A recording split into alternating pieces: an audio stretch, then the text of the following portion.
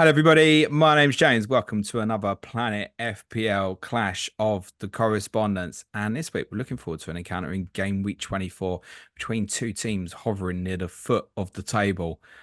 But only one's really hovering. The other one's not really hovering at all.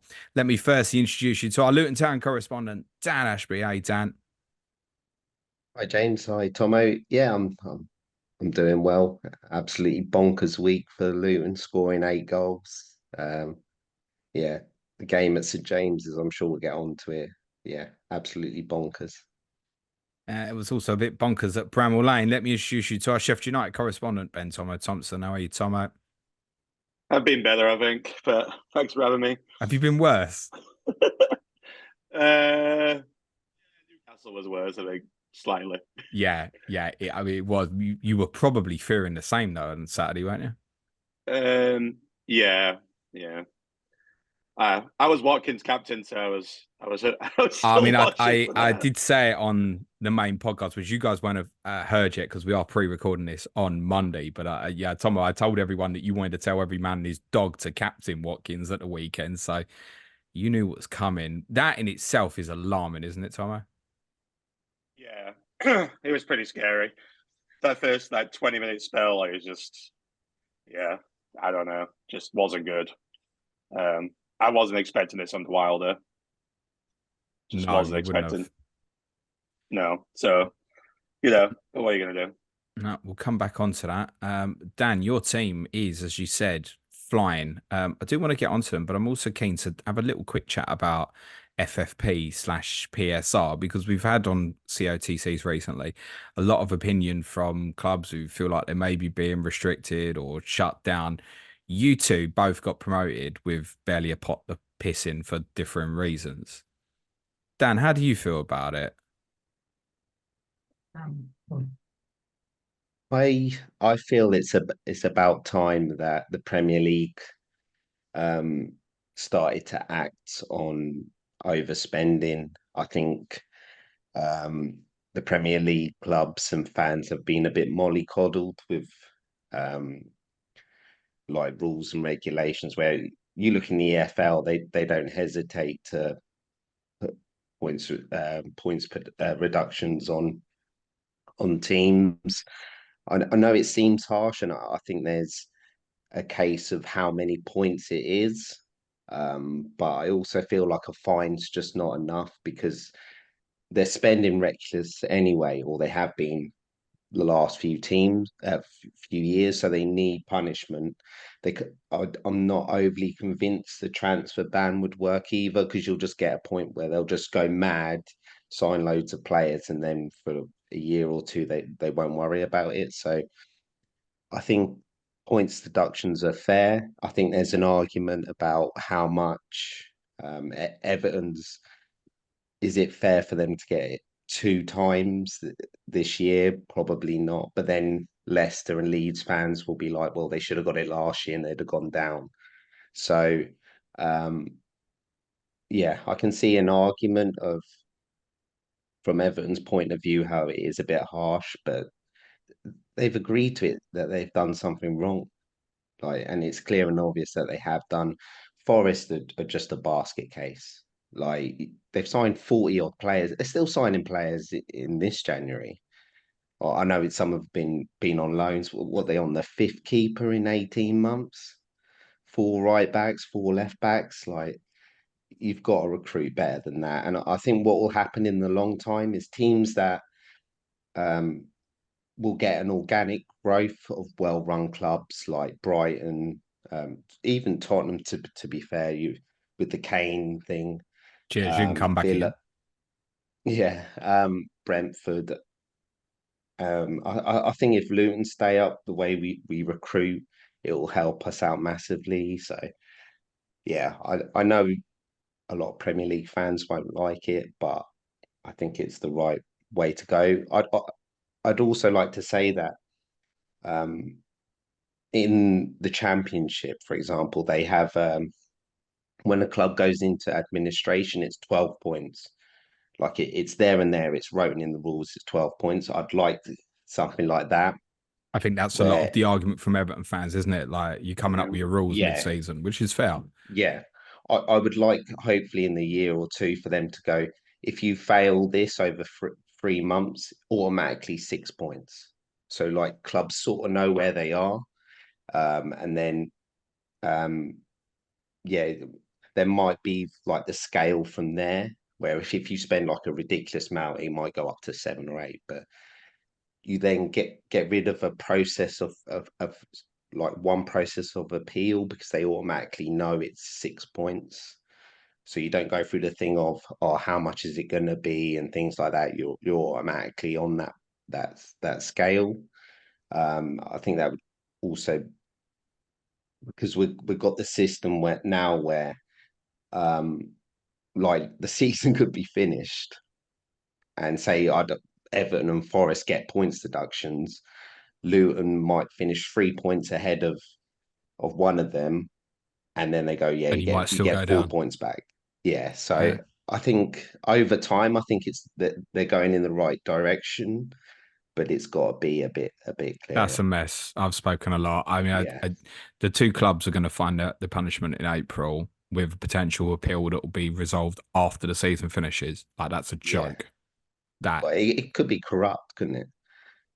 Like I said, if a team stays up and then suddenly, hang on a minute, we're giving you 4 points back rather than three, it's yeah.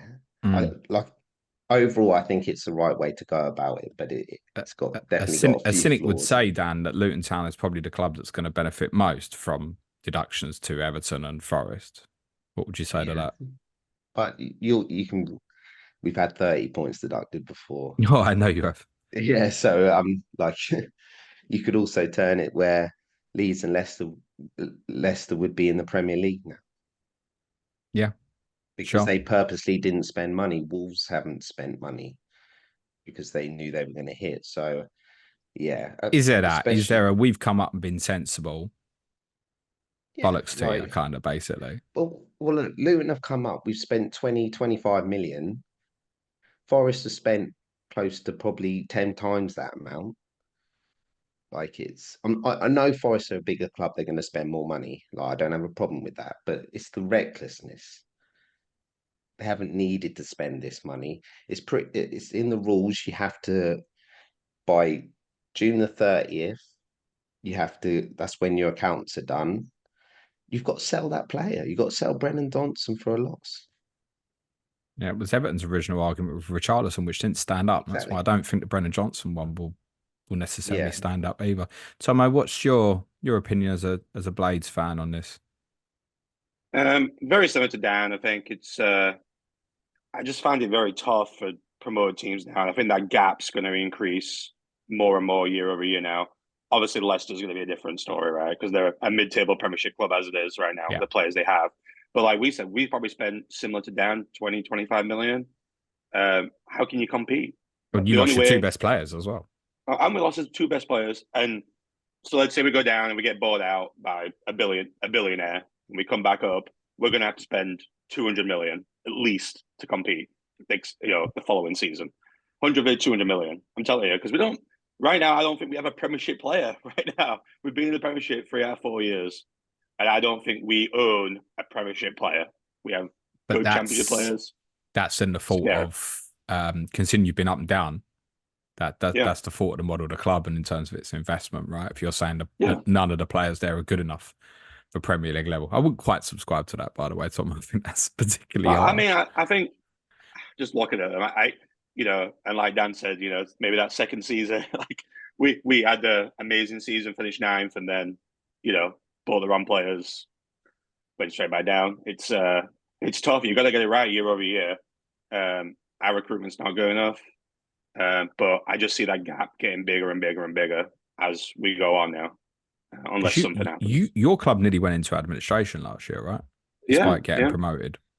yeah. So, yeah, we've used you two as a case model all season to say, like, look, you guys can't spend, and for different reasons. I know, Dan, in your case, it's very much about the forward thinking of the club and in terms of the new stadium and stuff. Whereas, Tomo, for you, obviously, you absolutely need a change of ownership, right? Yeah, we definitely do. And we just refuse to spend future earnings. We're not going to spend those parachute payments this time like we did last time. We had those payments for Brewster and Burge that got us into close to administration last time. We're not going to do that this time, which I'm totally for. I don't want to do that next season and be looking. It's not fun. Last season when we came up, we were clearly second, and I was always worried about 12-point deduction. If something happens, you just don't know. So I don't want to worry about that. I guess you're sitting there hoping Everton and Forest, Tomo, get a massive points deduction. Does that give you a chance? No. Even with that? I can't even see if us they getting both got 20 10 points. points off and would basically be level with you, no chance staying up. No, I can't see us getting to 20 points. Oof. Maybe we do. Maybe we get some games at the end of the season where, teams are on the beach and we win a couple. But I think it'll be very similar points to Hull. Maybe we get to 20, 21, 22, but I can't see us. I just want to get 3 more points on the board to get past Derby right now, to be honest. Yeah, but if Everton and Forest both got deducted 10 points, it might even be that it's 25 points or something. So, enough. I mean, Dan, for you, Yeah. if Everton and Forest did legitimately get another 10 points taken off, you're definitely staying up, aren't you? So now, especially with how we're playing, I think without the points deductions, more importantly for Forest, I think it's 50-50 at the minute. What, whether you'd stay up? Yeah. Do you feel it's probably, do you expect Everton to pull through then, basically? I'm not sure because it's weird because I think they'll get some of these first 10 points back, but then they'll get hit again. So they might only end up with 10 points. I think they'll go a bit soft on them with the second penalty because it's twice in a year.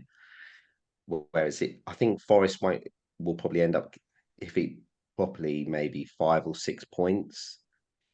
And I think over the rest of the games, we'll probably be able to match Forest I think to, what we've to seen stay. over the last month to 6 weeks or so has changed a lot of people's opinions on you, Dan. I include myself in that. I very much thought all the way through, really, until basically you played Chelsea, and then I think things really changed for you. I always thought Burnley was the most likely if they could stop being stupid, basically defensively. That's not really happened, and the quality level of your performance is not just the results; it's the quality of performances you began to put in has really changed the narrative. What is it specifically over this period that's really changed and meant that people are now sitting there saying, "Yeah, I think Luton really can stay up." So, first of all, I think the last time I came on, it was just before the Liverpool at home game. And the game before, Ross Bartley had just got into the side. He'd got come back fit. And although we lost, we had a lot of these tough home games, Liverpool, Arsenal, Man City. Our performances were really quite encouraging. We didn't get hammered. We were scoring goals. You could probably argue we should have probably got 2 or 3 more points. We conceded late against Liverpool and Arsenal. And I just think like confidence grew. We obviously at that time were playing 5-4-1. We brought in Townsend as well, who was able to give us a bit more control. Adebayo came in for Morris. I don't know what it was, but Morris just didn't look right. I don't know if he was injured or something. But we were able to sort of play through the lines a bit more, and especially on the counter, we were causing teams problems. And then, like you mentioned, since the Chelsea game, I know we lost, but the second half performance, Edwards was quoted, that's the best one of my sides has ever played. And we basically went Ogbene right wing back, Doughty left wing back.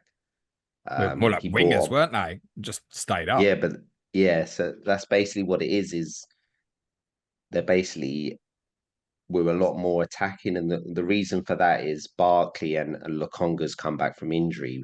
They're able to dictate games, so we're able to progress up the pitch a lot more.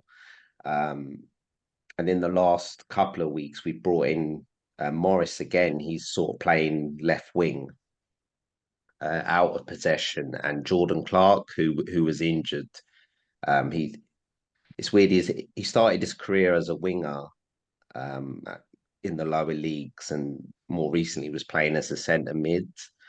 But he's quite good on the ball at keeping hold of the ball. Uh, so basically, it's just allowing us to get up the pitch more. Like you mentioned, Ogbene is basically and Doughty are basically playing as wingers, and we sort of attack with five and Yeah. defend with five. We've still got the three centre I mean, backs. rather than 5-4-1, it feels more like sort of 3-4-2-1 now. Yeah. And that's all because of Lokonga and Bartley being able to break through lines and dictate games.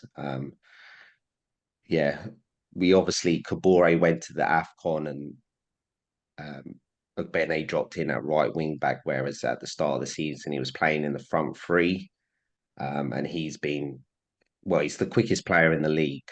And anyone watched him Have you against Amber. seen Mickey van der Ven, Dan? Look at the top speeds. It's All right, Ogbene. all right, all right.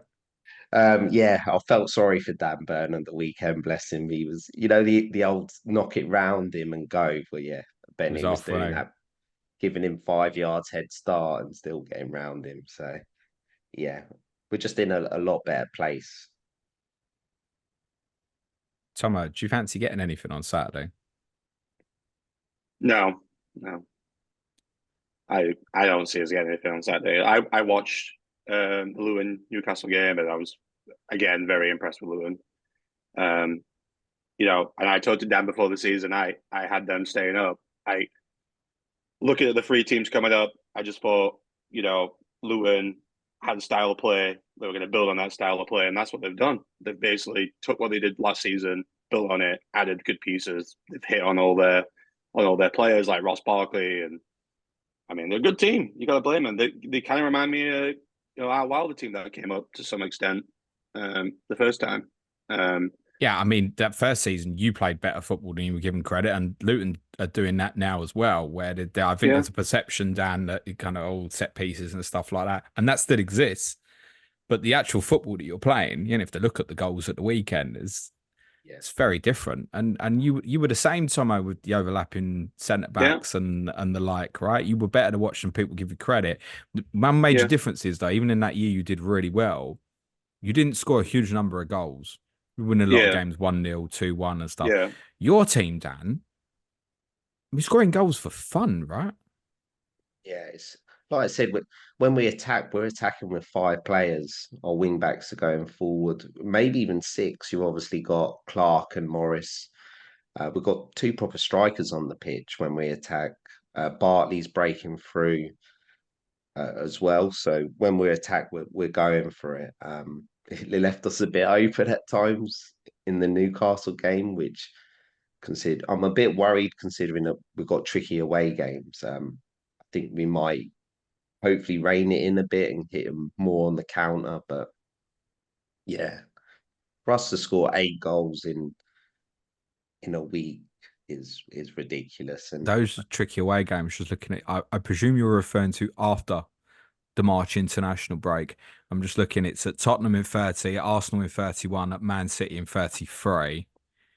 I presume that's what it's in relation to specifically. I mean, Liverpool away as part of the double and a yeah, rearranged game, I guess kind of a little bit with bones, but that real chunk there where you've got Bournemouth at home in the middle of that, you might even have an additional fixture with Bournemouth again as well at that time as well. Does kind of lead in nicely to the FPL conversation because if you do play in 29, if you do double in 28, on top of double in 25, should we be steaming in here, Dan? I mean, I don't know about steaming. I still haven't had Doughty. So That's proper I think depressing.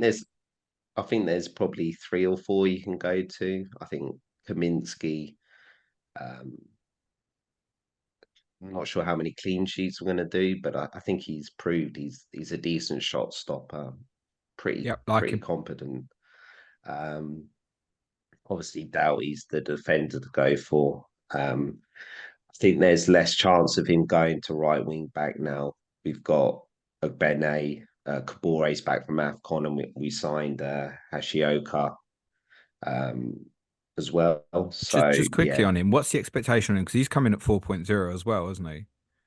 yeah. So um, they seem to be taking it slow. He travelled with the squad, but he wasn't even on the bench. I don't think there's a rush to get him involved. So yeah, he can play as well as right-sided centre back, but Ben is playing too well at the moment, isn't he? yeah, To piss about like with that. yeah, a couple of weeks ago, I wanted to get a Bene back into the front three, and I'm not saying we won't do that. Maybe in some of the tricky away Yeah. games where we bring in a Kabore or and put him in the front three. But yeah, especially at home games, he's a winger playing wing back. And if we're attacking, you want more attacking players on the pitch.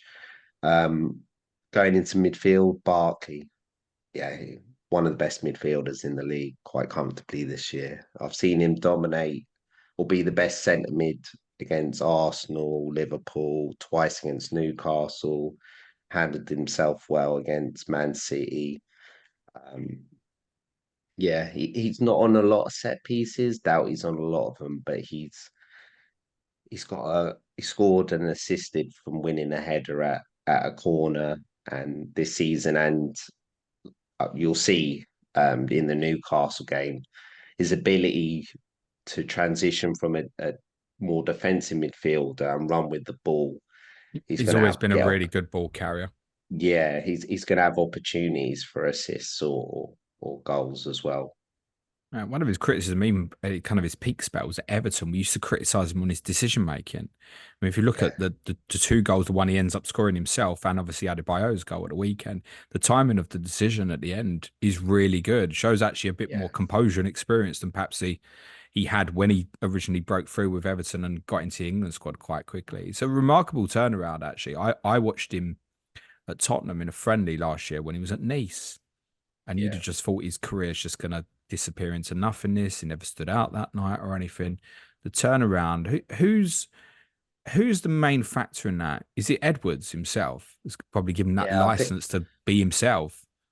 yeah, he obviously. I think you read on Twitter and people who haven't watched a lot of Luton, they seem to think he's still playing like a 10 role. He's not. He's basically he's playing alongside Lokonga quite deep, and he's basically a quarterback now. He picks the ball up, switches it to a Ben or Doughty. He has the ability to knock it past a player and travel with the ball. It's yeah, he's a completely different player than what he was as a kid growing up. So yeah, it's like I mentioned. I know people laugh when I've said it or mentioned it that he's been one of the best centre mids in the league and the England call up. But if you're looking at deeper for the England team, Henderson, Phillips is still having a nightmare. Obviously, Declan Rice goes.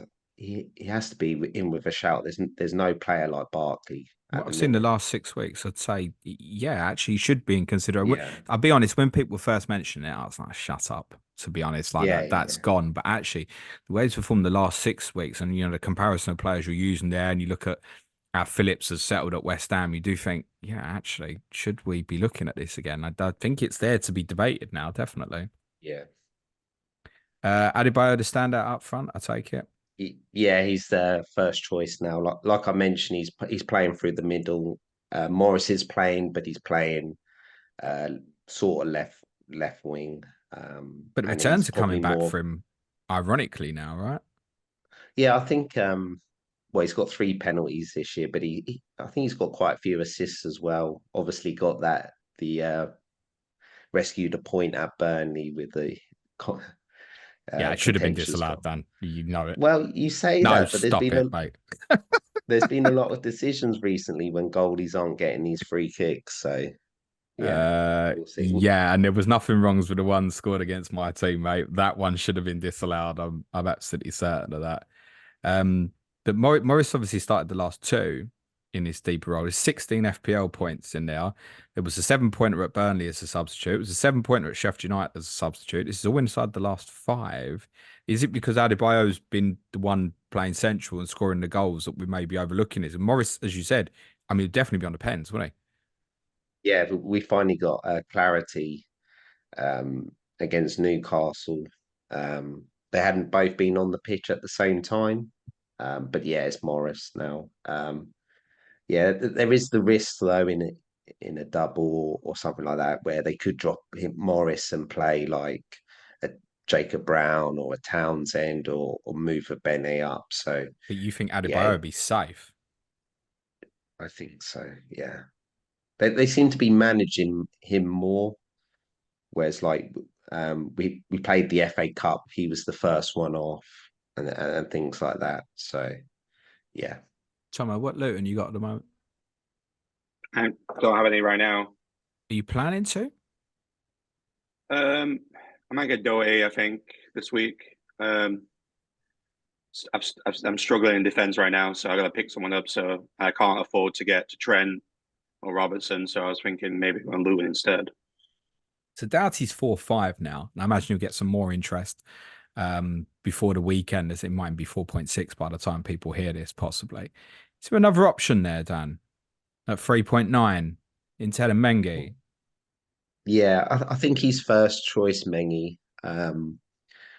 But it's weird. A lot of our centre backs have had like knocks and niggles throughout the season, so that's why Mengi didn't play against Brighton, and Burke came in. But then he's got the shirt, Um, despite you winning 4-0. I think that's what's key. Despite you winning 4-0, he's gone straight back in then. yeah, to be honest, he wasn't even brought in to be a starter this season. I'm pretty sure he was brought in as a developmental player. Just he doesn't even have to be included in the 25-man squad. He's that young, but Okay. yeah, I think we're going to struggle to keep him past this year. I think. If you had to buy a Mengi or Bell, I presume, if you're going cheaper than Doughty, it probably is a money orientated decision. We get that. Which one? Both 3.9. Would probably lean Mengi just Yeah. because I don't think Bell doesn't go up for set pieces or anything like that. So there's nothing in that at all. If you so what's your plans then? I presume you're going treble, you're getting a triple captaincy out and all that, and you Dan, or did you No, spunk no. that on Carlton Morris earlier in the season? I did captain Carlton Morris, but I didn't put the triple captain. I think I'll bring Doughty in. I haven't brought him in the last two times I brought in the defender. It's been a 50-50 with him, and I went Gabriel, and then it's Stupin. And the second time I was a bit worried he'd play right wing back. Um, yeah, you can't go wrong with Doughty. There's not going to be much clean sheets, but he's so involved.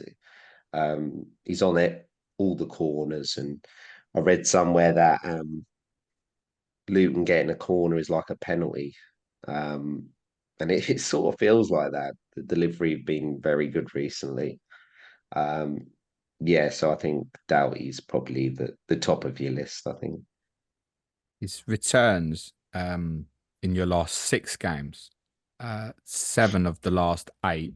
The blank is against Manchester City. Two games on top of that he didn't get an attacking return. He actually kept a clean sheet against Newcastle and Brighton, respectively. So I mean, there's something there, Dan. Home clean sheet against Brighton, particularly. I know Yeah. Newcastle had a lot of injuries at the time, not to be sniffed at. And I mean, we could look at the Manchester United game as kind of similar caliber of opponent, mate. So it could be there.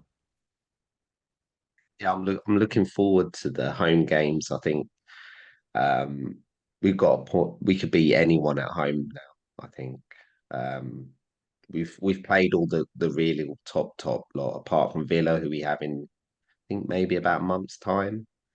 Um, Yeah, 27 so yeah, actually. yeah. There's no. We're not scared at home. We're going to go man for man, and we're going to press you. Tomo, what do you do on Saturday? Do you go there and try and win? Or is it a case of what a draw would be a good result on the face of it? How do you think you'll treat it?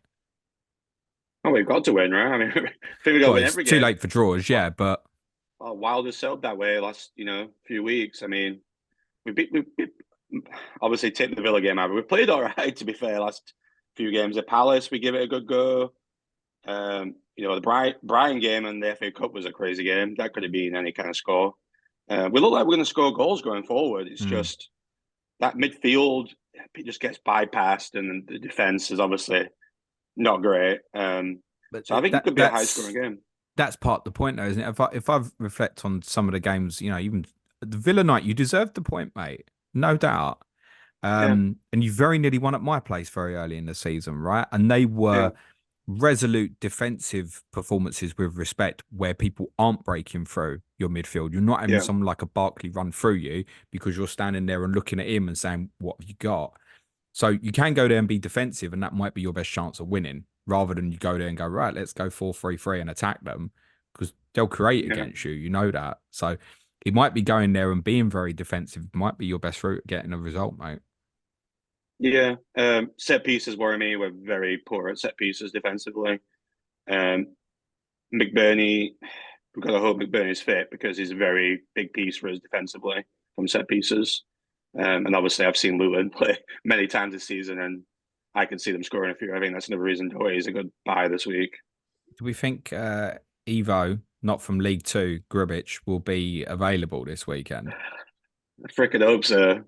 To be fair, I think the stat was he conceded 7 goals from his first 8 shots. Come back, Five, League One. there was Where's all five is for Bright. forgiven? Oh, he's conceded 5. So they scored 5 at and he conceded 2 at Palace before he got took off. To be fair, one of it, there's only one of them that he could have probably saved. So, Oh yeah, he definitely So. should have saved Eze second, mate. Bloody hell. um, So he's definitely going to be number one, though, isn't he? Either way, moving forward. Wilder's, Wilder said that. come on. So then Wes put some weird things on his Instagram, having a poke at Wilder. So I was even surprised he even played at the weekend. I thought one of the other keepers, but I guess they worked it out. Is there any Sheffield United sitting in your squad at the moment? No, I don't have anybody. Dan, any in yours? No, for a while at the start, I had Bulldog, I had um, I had James McAtee for ages. I've been playing 3-4-3 all season, so I had McAtee. I actually think he's probably a better option now than he was when I had him. Um, yeah, Yeah, he feels like the one, Tomo, doesn't he? I've mentioned him a bit Yeah, recently. That he generally can be considered, can't he? yeah, he's very good. He's a good player, and he's starting every week. He might not start the weekend. I wouldn't be surprised because obviously against Villa they played Souza, Brooks, and McAtee in a free. Doesn't work, and that's why we got passed through. Um, while the guy's formation totally wrong the weekend. So Do you think it felt to me like he was very much influenced by the draw at Villa a few weeks ago and it working?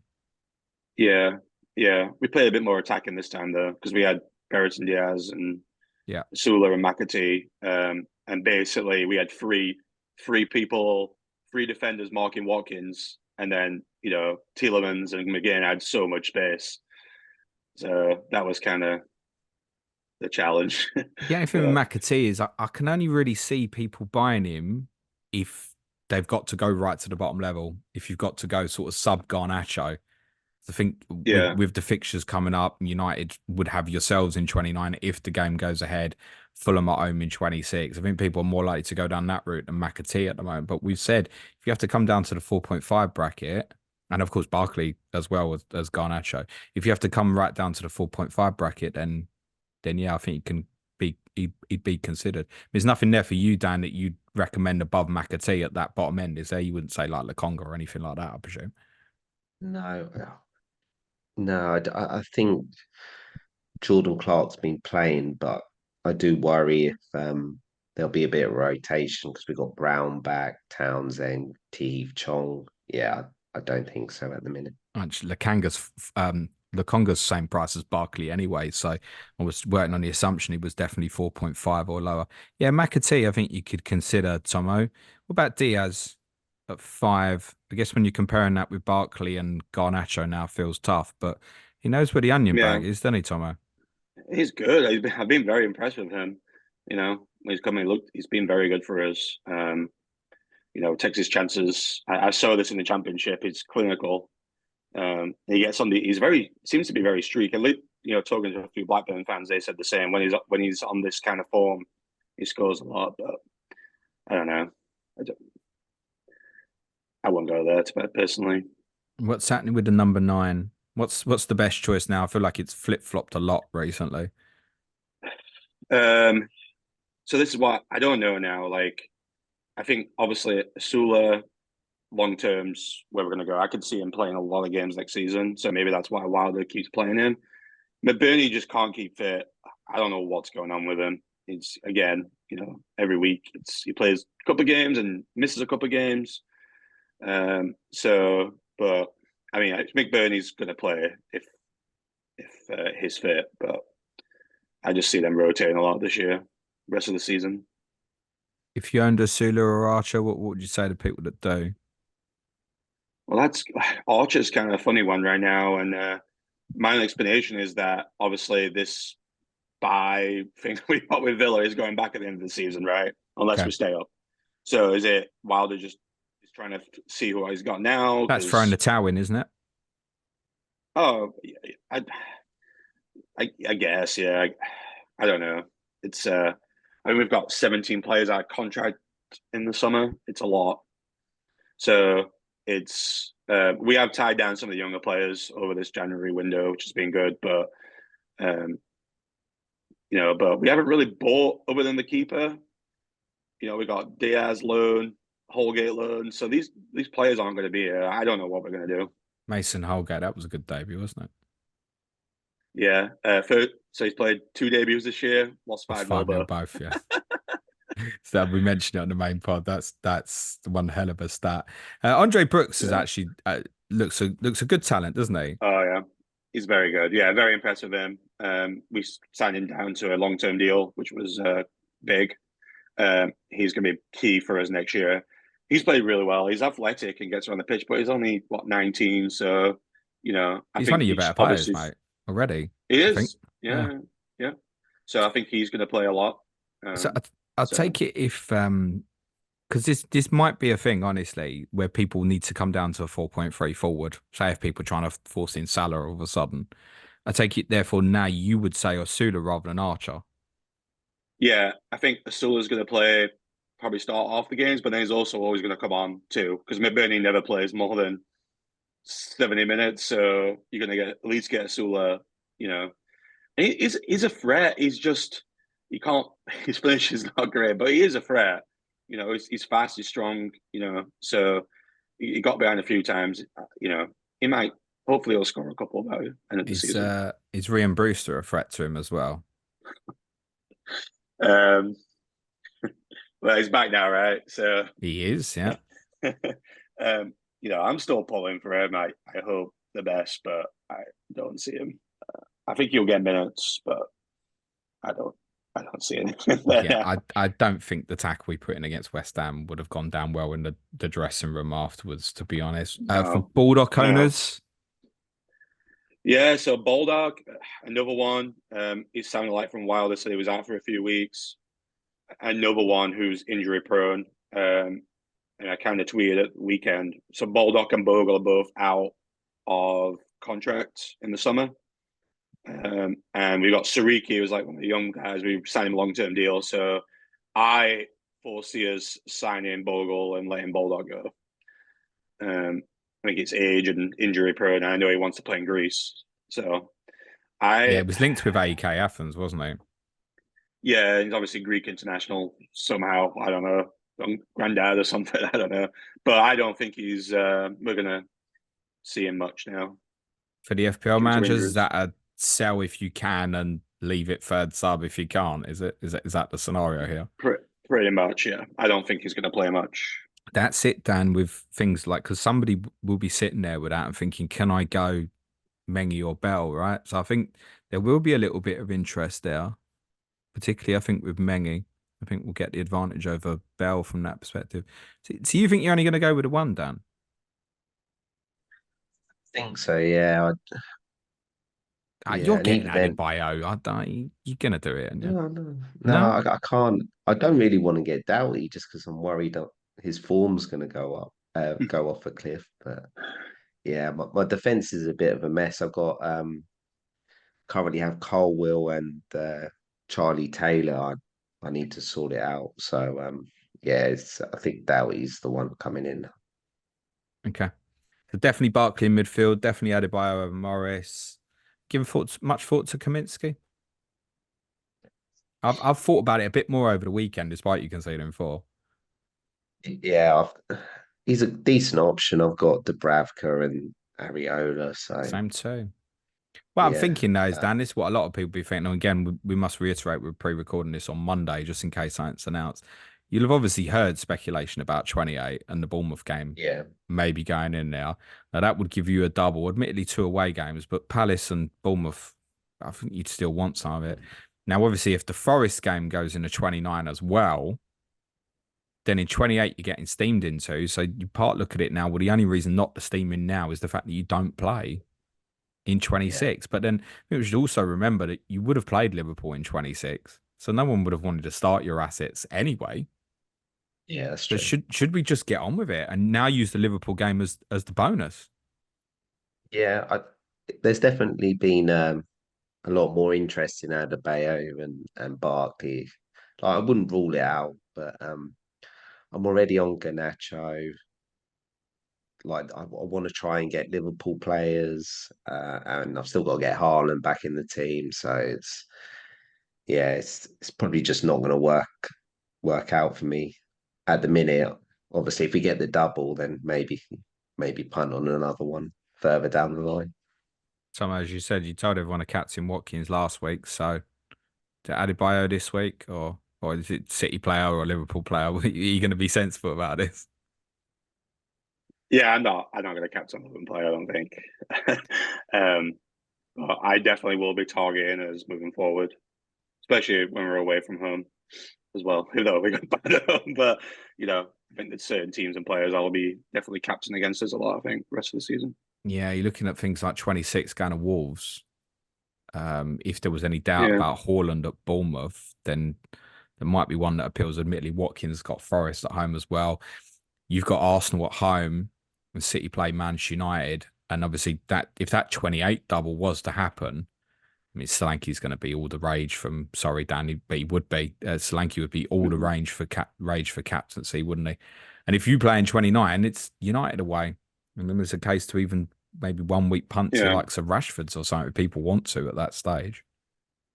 yeah, Yeah, does it unfortunately feel like that, Tomo? You've got to go and target. yeah. You know, is what it is. I would have felt a lot worse if I didn't captain Watkins. I'll tell you that. I hear you. Do you think Burnley are gone as well? Oh yeah, I think they're just as bad as us. Honestly, Do you think you can finish above I them? hope we can finish. Yeah, I hope we can. I This still is think there's a chance. this is the point, Tomo. If Everton and Forest get slapped bad and you can still finish above Burnley, then you could stay up. I'd be so funny if you stayed up in like 22 points or something like that, mate. Because Everton have been deducted 20 points. I wish you the very best of luck, though, Tomo, and to you as well, Dan. Yeah. Let's do some predictions before we finish. Go on, Dan. Give us a prediction for Saturday. Yeah, I know this might sound a bit crazy. This will probably be our only game this season where we'll be the favourite. We've obviously already played Burnley twice, so the last two games at Kenilworth Road was a draws. Um, I think we'll win it 2-1, but I don't think it'll be quite as comfortable as maybe everyone will think. Yeah, it's different pressure, isn't it? Yeah, When the expectations on you really can really hit at the bottom of the table. I'd add though, Dan, Forest at home in 29 as well. I think if you yeah. maintain this form and the way you're playing, you'll probably go into Mm. that as favourites as well. I should imagine. Go on, Tomo. Um, I don't know. I'm going to go 3-2 Luton. I think the big holes in it. I think we're going to give it a go. I think it'll be. I don't know. Luton has our number. When we played them at home, we were 2-1 up, playing well. Didn't concede a shot on target and lost 3-2. So I think we kind of own one a little bit, but realistically, I think a 3-2, 3-1 Luton. But I won't be surprised if we win. I won't be surprised. That's how football works, right? So I Yeah, won't be surprised. Yeah, it's that pressure. It is strange when, particularly, I think for your club, particularly as well, Dan, because the size of the club and what you've achieved over these yeah, years, you will have gone into nearly every game here. I think even probably when you played Burnley at home, most of us thought yeah, Burnley would beat you, yeah. and they did at that point. But it's changed recently, and that brings about a very, very different pressure? Like, does the crowd start behaving differently? Is there not a sense of entitlement, but that expectation rather than, all we know that the players need us, we've got to get behind them. Kenilworth Road might not feel quite like Kenilworth Road in a sense at the weekend, particularly if they just sit behind the ball. I think that's the best thing you can do, Tomo. I agree. Yep. Yeah. And I think we're wounded animal a little bit right after last week. You know, Wilder's going to get some kind of reaction out of him. Yeah. I wish you both the very best of luck. Thank you both, gents. Dan, anything you want to plug before you go? I'm on Twitter or X at Dan Luke Ashby, and I am the host of Gaffer. Me and Angus do a podcast for the Championship Fantasy game, and that's at EFL_fantasy. Good stuff. Top pod. That is. Tomo, anything you want to plug, mate? Just Twitter, FPL and SkyFF if you want to come have a laugh during the game. Yes, your in-game commentaries are the best of all the correspondents, Tomo. Don't ever give it up, mate. Thank you both so much. I'll be streaming on Friday, scheduled for 12 o'clock. But as I said, we are pre-recording this on Monday, so that might change. Next week's Clash of Correspondents should be out for you on Tuesday ahead of double game week 25. Yes, Manchester City versus Brentford with Johnny Pringle and Tom Med. Just leaves me to say thanks again so much to Dan and to Tomo. Good luck, gents. Cue music, please, man child.